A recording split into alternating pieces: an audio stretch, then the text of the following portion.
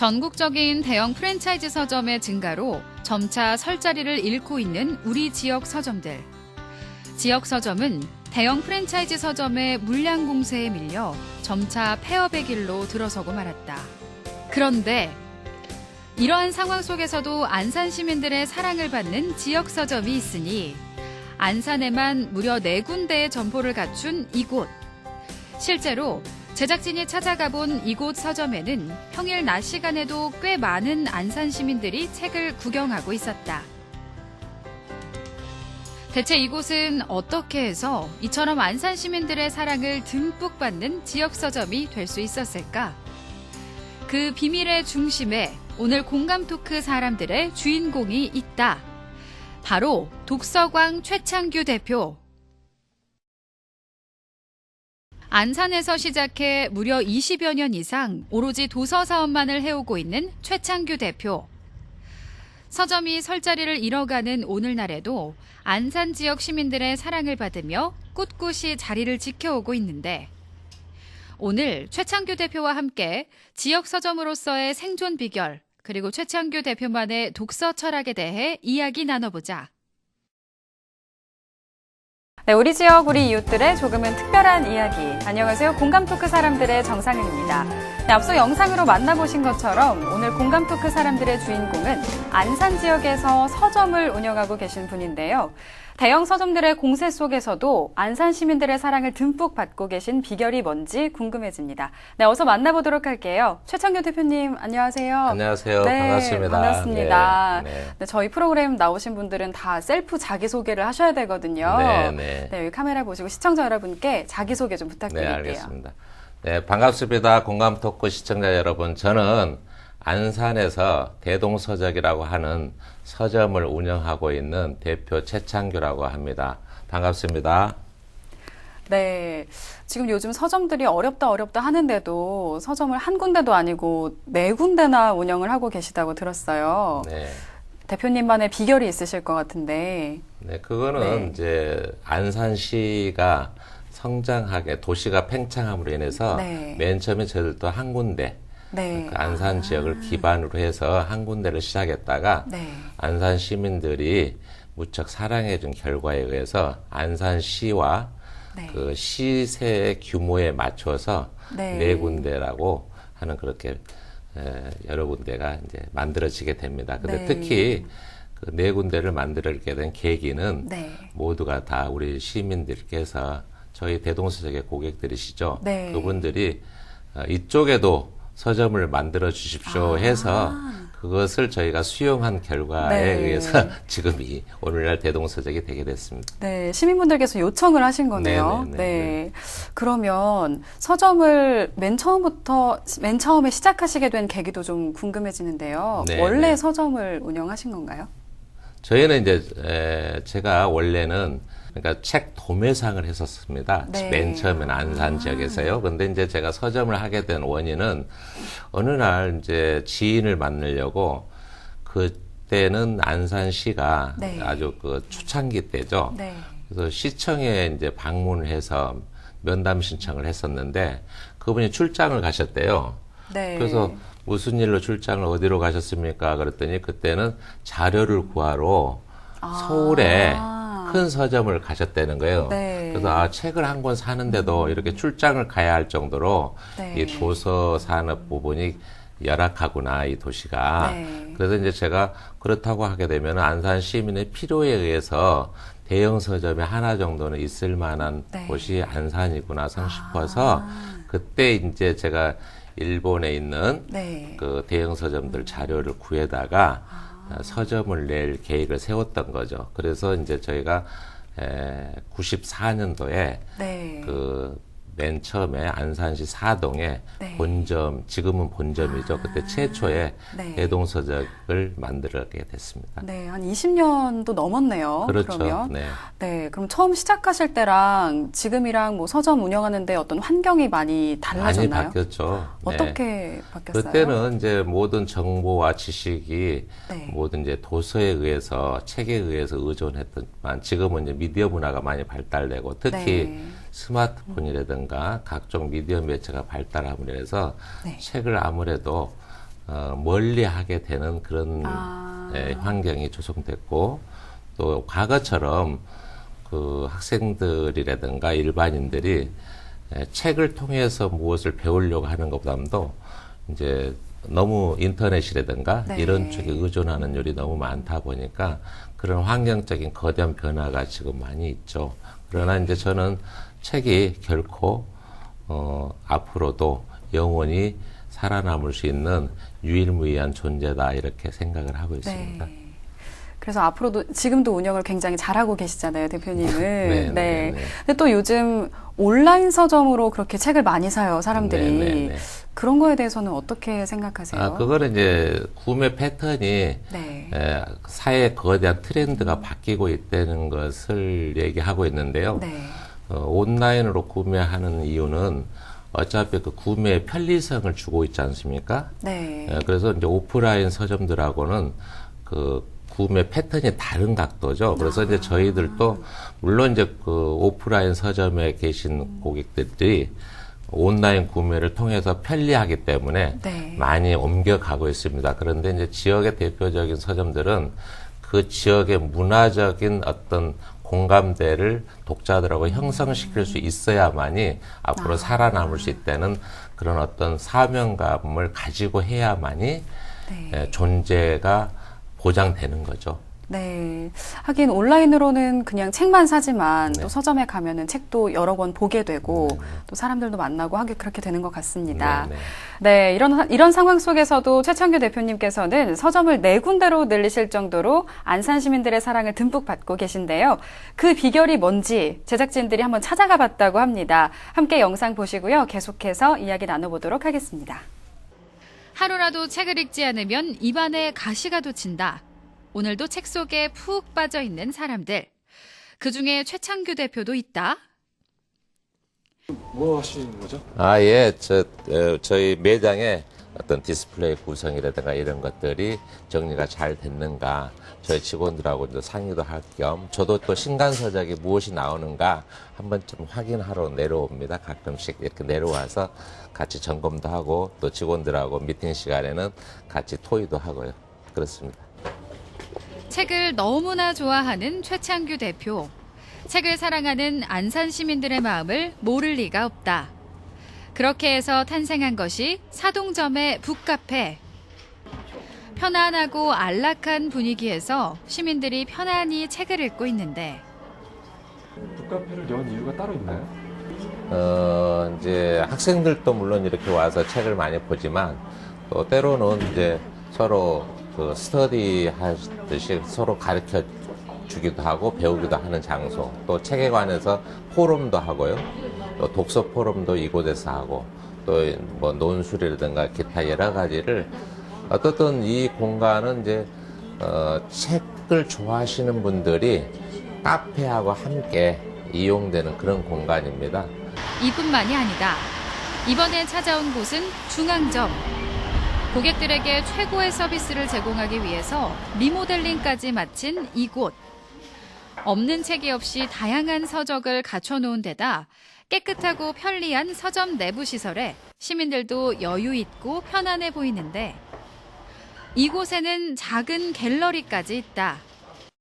안산 문화예술의 전당하고 제휴해서 우리 서점에 오시는 고객들한테 문화적 수준을 높여주는 역할을 하고 있습니다. 이처럼 언제나 시민들의 다양한 문화생활을 위해 머리를 짜내고 있다는 최창규 대표.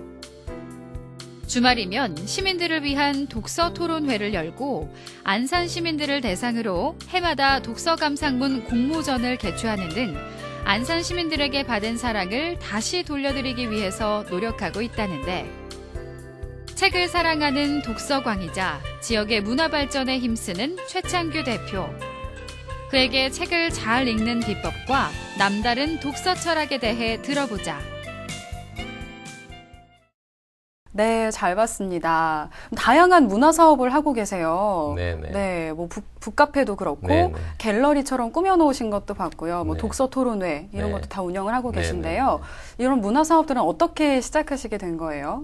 이제 저희가 내 거라는 것보다는 네. 그 지역 문화 시민들 거라는 생각을 가지고 있어야 될 것 같아요. 네. 그래서 그들이 필요로 하는 또 서점에서 제공할 수 있는 그런 문화적인 무엇인가를 제공해 줘야 되는 거죠. 그래서 네. 이제 그런 것을 하기 위해서 이제 저희가 다양하게 이제 시도해 본 결과 네. 결국은 그것이 저희들 그 고객을 이해하는 길이고 또 고객이 저희를 사랑하게 되는 그런 계기가 마련되는 거죠. 네, 서점들이 정말 시민을 위한 공간이 되고 있는 것 같아요. 네. 저희 동네에도 이런 서점이 좀 있었으면 좋겠다는 생각도 네. 드는데요. 네. 네, 그럼 이런 이렇게 문화 생활을 할 수 있게 만드셨는데 주변 사람들 반응은 어떤가요? 시민들이 많이 좋아하시죠? 좋아하시죠. 네. 그리고 아무래도 이 서점을 자꾸 출입을 하시고 네. 또 책을 곁에 줄 수 있는 그런 어떤 환경을 만들어 주는 것이 저희들의 단순히 책을 파는 걸로서 목적이 아니고 네. 그런 환경을 만들어주고 네. 그런 어떤 정신을 심어주고 또 그런 어떤 정보를 제공해주고 하는 거가 지역 그 오프라인 서점들의 네. 역할이라고 보고 있습니다. 그것이 당연히 저희들이 해야 할 의무이면서 또 역할이죠. 네. 그러면 지역 어떤 서점들이 이렇게 발전해 나가기 위해서는 네. 방금 말씀하신 것처럼 이렇게 마인드가 바뀌어야 되는 것도 있겠지만 그렇죠. 네. 사회적이나 뭐 제도적으로도 좀 뒷받침이 돼야 될 것 같아요. 물론이죠. 네. 이제 그래서 정부에서도 이번에 네. 이제 정가법을 시행을 해서 네. 도서가 단순히 마케팅의 대상이 아닌 네. 우리 정신문화의 그 아주 기반이 조성되고 있지 않습니까? 네. 또 요즘 아무래도 창조력, 창의력 뭐 이런 어떤 것들을 얘기하는데 그 창의력은 네. 결국은 이렇게 아날로그 방식의 책을 통해서 거기에 내 사고가 접목돼서 네. 새로운 어떤 것들이 창출됨으로 해서 그것이 디지털 문화로 표출되고 네. 이랬을 적에 가장 바람직한 방식의 창의력 문화 또 새로운 창조적인 문화가 형성된다고 봐야 될 것 같습니다. 전자책이라는 게 요즘 많이 나오잖아요. 네. 종이책과 전자책 네. 비교했을 때 네. 어떤 차이점이 있다고 생각하세요? 전자책은 이제 예를 들어서 책을 접할 수 있는 편리함을 또 가지고 있어요. 네. 그러나 책이라는 것은 단순히 글자를 읽고 이런 차원이 아니고 나의 생각을 그 책을 읽음으로 해서 그러면 책이 도대체 글자냐, 책이 무엇이냐 하는 문제가 됩니다. 근데 책은 네. 제가 주장하는 바는 책은 결코 글자나 물건이 아닌 그 저자, 그러니까 사람인 거죠. 저희가 책을 한 권을 읽는 것은 결국은 그 사람을 만나는 건데 네. 사람을 결국은 전자책을 봄으로 인해 가지고 내면 깊숙한 것을 들여볼 수 있는 기회를 놓치는 거죠. 그냥 네. 겉옷만 보고 지나가는 거죠. 그러나 아날로그 책, 네. 종이책은 그 내면까지 들어가 볼 수 있는 그 사람의 내면까지도 대화를 해볼 수 있는 그런 거의 차이점이라고 보시면 거의 정확할 것 같습니다. 네. 대표님께서는 아까 영상에서도 봤지만 독서를 굉장히 좋아하시는 것 같아요. 네. 그럼 저나 이제 저희 시청자 여러분들을 위해서 네. 추천해 주시고 싶은 책이 있다면 뭐 책이야 다 추천해 주고 싶은데요. 최근에 네. 그 박용웅 그 광고 카피 네. 하시는 분이 지은 책은 도끼다라는 책이 추천을 한번 해주고 싶어요. 우리 네. 공감 토크 시청자분들한테. 네. 그 책은 그분이 광고 카피를 하면서 책이 자기 그 광고 카피에서 얼만큼 역할을 했던가를 다룬 책인데 네.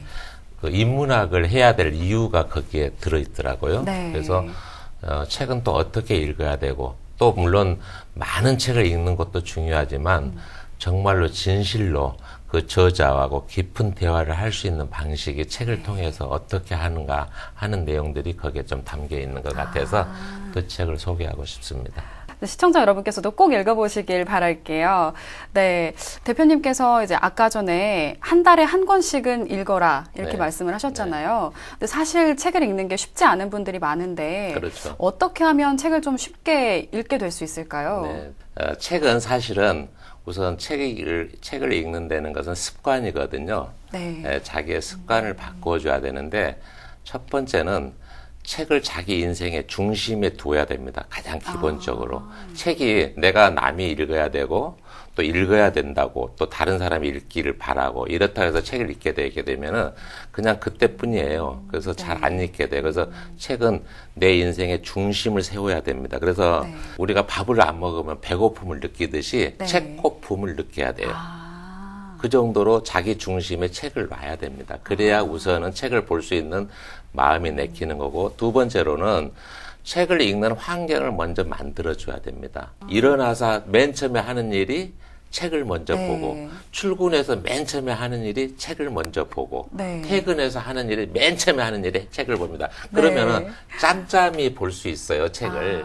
습관을 습관을 만들어야 됩니다. 그래서 화장실에 책도 한 권 놓으시고, 거실에 탁자에도 책 하나 놓으시고, 식탁에도 책 한 권 놓으시고, 또 사무실에 있는 책상 위에도 책 한 권 놓으시고, 내가 타고 다니는 차 안에도 책이 한 권이 있어야 됩니다. 그렇게만 봐도 하루에 1시간 정도만, 예를 들어서 10분씩만 해도 50분 아닙니까? 네, 그쵸. 예를 들어서, 만약 20분씩 하면은 100분을 보는 거죠. 내가 머무는 공간에는 내가 읽을 만한 책이 빛이 돼 있으면은 항상 책을 보게 돼 있는 거죠. 아무리 바쁜 일정이 하더라도 최소 50권 정도는 읽을 수 있는 그런 환경이 만들어지고 그게 실천이 되는 겁니다. 내가 근데 어떻든 간에 그렇게 한다 하더라도 내가 책을 봐야 되겠다. 책을 하루라도 읽지 않으면 책고픔을 느끼겠다. 이런 생각을 가지고 계신 분이 가능한 일이고요. 두 번째로는 여러분들이 책을 제일 안 읽게 되는 문제가 책을 잘 어떻게 읽을 줄을 잘 모르시는 분들이 너무 많아요. 그래서 이제 책을 좀 쉽게 읽을 수 있는 방법을 제가 좀 알려드리고 싶어요. 우리 궁금해요, 공감 대표님. 토크 또 시청자분들한테. 책은 맨 처음에 제가 읽고자 하는 책을 고르시게 되면은 맨 처음에 겉에 표지에 있는 추천사라든가 또 큰 타이틀이 있습니다. 그래서 거기서부터 읽고 이렇게 날개를 펼치게 되면 양쪽에 또 거기에 관련된 저자 프로필이 있고 또 번역가 프로필이 있고 또 그 다음에 펼치게 되면 앞에 보게 되면 또 예를 들어서 서두가 있고요. 거기에 목록이 있습니다. 그래서 목록을 자세히 들여다보게 되면은 사실은 그 책의 큰 줄거리가 거기 목록 속에 다 들어 있습니다. 그렇지 않습니까? 그렇죠. 그리고 그렇게 목록을 충분히 인식하셨으면은 맨 뒤로 가셔서 책 후기를 한번 보십시오. 후기를 먼저 보십시오. 예를 들어서 그렇게 되게 되면은 이 책에 대한 비하인드 스토리가 그 후기에 되게 나와 있습니다. 그때서부터는 이제 멈춤 없이 이제 처음부터 1장부터 읽기 시작하면 되시는 겁니다. 그래서 혹시 보통 사람들은 이런 얘기를 많이 하죠. 금방 하게 되면은 앞 페이지를 까먹는다고. 근데 전혀 문제 없습니다. 그냥 가시면 됩니다. 그리고 보통 책 읽기는 그 사람이 물론 우리가 이제 대화를 하더라도 모든 토시 하나도 놓치지 않고 하려고 하는 사람도 있지만 대화를 들으려고 하는 사람 그분이 주장하는 큰 줄거리를 듣게 되면 대충 다 이해하는 거 아닙니까? 책도 마찬가지입니다. 저자가 그 책을 통해서 전해지는 메시지가 결국은 20% 안에 있습니다. 그 페이지 수에. 결국은 80%는 그 20%를 설명하기 위해서 생기는 다 살이고 군더더기입니다. 편하게 읽어도 되겠네요. 그래서 5페이지를 읽었는데 3페이지를 잊어버렸어도 6페이지부터 그냥 계속 보시게 되면은 하시는데 단 중요한 게 있습니다. 그 내비게이션의 그 지도, 목차에 나온 그 구조를 반드시 머릿속에 담고 있어야 됩니다.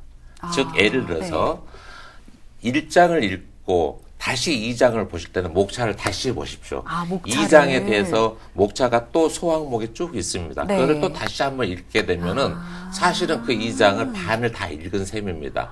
그래서 이렇게 페이지를 넘기다 보면은 전혀 잊어버리질 않게 돼요. 그래서 속도도 빨라지고요. 그렇게 함으로써 아마 시청자분께서도 시험을 해보시게 되면은 우리가 보통 평상시에 1시간에 50페이지 읽게 되면은 그렇게 책을 보게 되면 벌써 60페이지, 70페이지에 가속이 붙게 됩니다. 그래서 책에 대해서 흥미를 느끼게 되고 또 책을 다 끝냈을 적에는 그 마지막에 그 여백이 항상 2장 내지 3장이 있습니다. 네. 그래서 거기에다가 자기가 책에서 느꼈던 점을 거기다 기록하는 겁니다. 네. 그렇게 보심으로 인해서 책을 조금 더 효과적으로 보실 수도 있고 더 네. 많이 보실 수도 있고. 대표님 이제 좀 개인적인 질문을 좀 여쭤보고 네, 싶은데요. 네. 대표님 자녀분들 계시잖아요. 네네. 대표님처럼 좀 책 읽는 거 좋아하시나요? 아, 좋아하죠. 저도. 어떻게 지도하셨어요? 저희는 네. 이제 아무래도 서점을 하면서 제일 보람 있었던 것이 네. 저희 자녀 교육의 대표적으로 이제 성공한 케이스죠. 아. 네, 저희 아이들도 책을 무척 많이 보는 축이거든요. 그래서 네. 이제 흔한 얘기로 뭐 사회적으로 이제 변호사 사법고시도 합격을 하고 네. 뭐 서울대 법대를 가서 이제 소위 말해서 우리나라의 엘리트 산업군에 들어갔죠. 네. 근데 이제 그것이 아빠, 엄마의 힘이라기보다는 결국은 책의 힘이 아니었나. 근데 또 책 읽는 습관을 만들어 주셨으니까 네. 부모님 힘이신 것 네. 같아요. 네. 서점 이렇게 운영하시면서 네. 좀 재미있는 에피소드라던가 좀 기억에 남는 고객이라던가 네. 그런 분들이 계셨나요? 에피소드라고 하기에는 좀 그렇고요. 네. 이제 기억에 남는 고객들은 아무래도 이제 항상 네. 저는 이제 고객이니까 다 기억을 못 하죠. 네. 워낙 근데 이제, 많으시니까. 어느 날 찾아와서 꼭 대동서적 사장님이 누구냐 해서 찾아오셔가지고 네. 제가 대동서적에서 이래이래한 책을 사봐서 네. 내가 오늘날 이런 그 영향을 받아서 네. 이렇게 됐습니다 하고 인사가 왔을 적에 그때가 이제 제일 보람도 있었고 네. 뿌듯하셨겠어요. 네, 아이들도 이제 뭐 의사 대신 학생들도 있고 네. 뭐도 있는데 아무래도 그 책이 결국은 책이 사람이기 때문에 네. 그래서 저희들이 저희 직원들한테도 이제 부탁을 하고 있는 게 책을 물건으로 보지 마라. 네. 물건으로 보지 말고 그 책을 한 권 쓰기 위해서는 사실 그 저자들이 엄청난 경험과 네.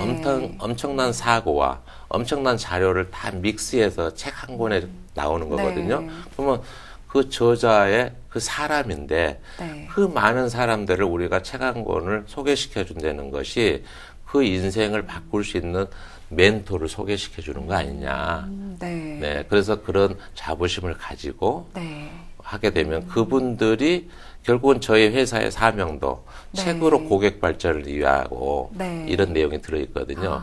그래서 그 내용을 실천하는 길이 이 길이고 그게 세상에 와서 네. 정말 유익한 일을 하는 일이죠. 네, 그렇죠. 네. 직원분들도 이제 마인드가 다르시니까 네, 네. 그래서 대동서적을 많은 사람들이 사랑하는 게 아닌가 싶습니다. 네, 그런가 봅니다. 네, 마지막으로 저희 공감 토크 사람들 보고 계시는 시청자 여러분께 한 말씀 부탁드릴게요. 네. 아유, 반갑습니다. 어떻든 오늘 이 시간을 잘 들어주시고, 하지만 제가 꼭 좀 부탁드리고 싶은 것은 책만큼 힘이 강한 것은 역사적으로 다 증명이 돼 있습니다. 그래서 여러분들이 비록 지금 당장 요즘 아무리 속도를 강조하고 또 스피드를 강조하는 시대라 하지만 그래도 그 힘의 원천에는 책이라는 깊은 내용이 있어야만이 가능하리라고 봅니다. 저도 지금까지 느껴왔던 모든 사회적인 성공이라든가 이 비하인드를 보게 되면은 역시 그 책에는 그 밑바탕에는 책이라는 그 아날로그적인 사고와 그 깊은 내용이 뿌리 깊게 자리 잡았던 것만은 사실인 것 같습니다. 그래서 우리 시청자 여러분들께서도 이제부터라도 책을 가까이 하는 우리 공감 토크 시청자가 되시기를 부탁드리겠습니다. 감사합니다. 네, 오늘 너무 좋은 말씀 많이 해주셨어요. 정말 유익한 시간이었습니다. 네. 감사합니다. 네, 감사합니다. 네, 오늘 안산에서 서점으로 지역 주민들의 사랑을 받고 계신 최창규 대표와 함께한 시간, 시청자 여러분 어떠셨나요? 올 한 해 책과 함께 마음을 살찌우는 여유 있는 한 해 되시길 바라고요. 우리 지역 우리 이웃들의 세상 사는 이야기, 공감 토크 사람들은 다음 시간에 또 새로운 이야기로 찾아뵙도록 하겠습니다. 고맙습니다.